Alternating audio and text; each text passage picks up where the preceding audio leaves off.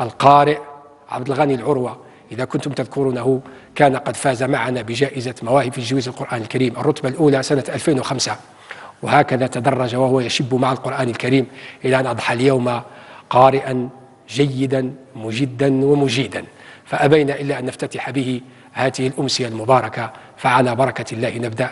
السي عبد الغني العروة فاز بجوائز عديدة، وألف القراء الذين يتخرجون من هذه المسابقة أن يحصدوا الجوائز الدولية المباركة في كل أقاصي الدنيا. عبد الغني العروة فاز بجائزة محمد السادس لحفظ القرآن وتجويده، وفاز بالجائزة العالمية لتونس كذلك سنة 2013، وهو حاصل على الإجازة في الشريعة الإسلامية، ولا يزال يواصل دراسته ويشتغل إماما بمسجد عظيم من مساجد أكادير.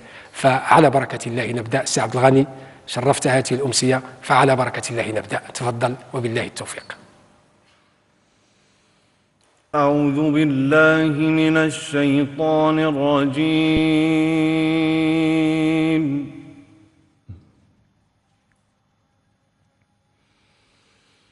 إن إبراهيم كان أمة قانتا لله حنيفا ولم يك من المشركين.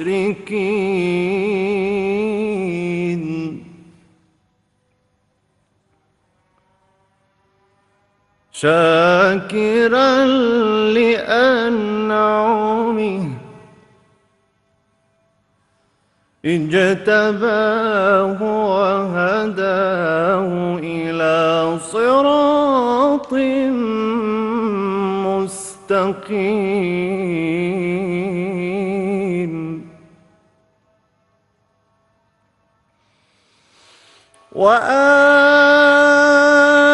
وآتيناه في الدنيا حسنة وإنه في الآخرة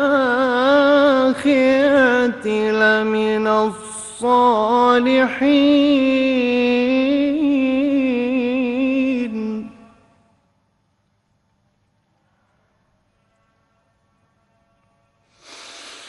ثم أوحينا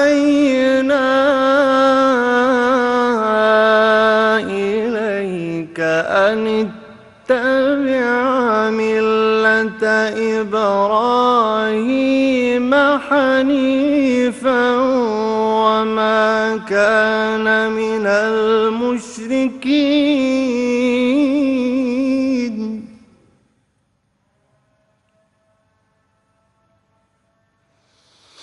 ثم أوحينا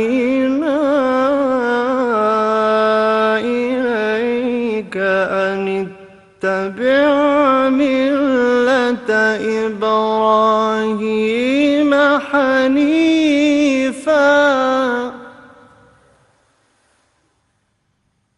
وما كان من المشركين.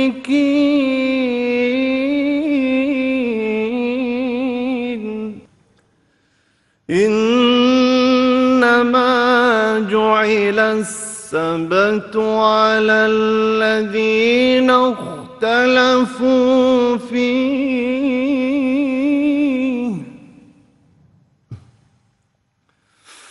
وإن ربك ليحكم بينهم يوم القيامة فيما كانوا فيه يختلفون.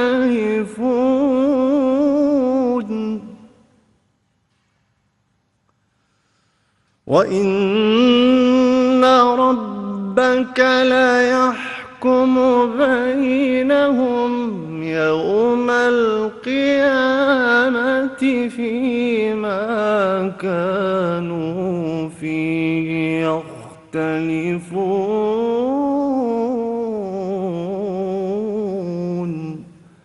صدق الله العظيم. صدق الله العظيم. أحسن الله إليك.